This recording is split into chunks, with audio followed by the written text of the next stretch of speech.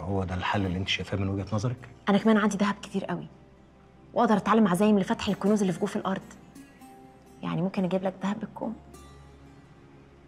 وعلى فكره، انا ممكن اتساهل معاك لدرجه ما تخطرش في بالك. ازاي يعني؟ لو انت متمسك قوي بزوجتك اللي في مصر، ما عنديش مانع تشاركني فيك. ياه، ده ايه التساهل والتنازل ده؟ اقسم الوقت بينا، وديك شفت بنفسك. المسافه من هنا لمصر ما بتاخدش دقايق على البغله المسحوره. ها، ايه رايك؟ ما هو اصل المشكلة مش في البغلة، المشكلة في الحمار اللي هيفضل رايح جاي من مصر والمغرب. هو ده الحل الوحيد والمناسب.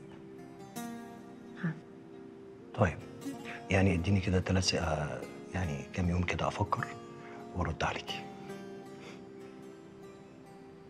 هستناك.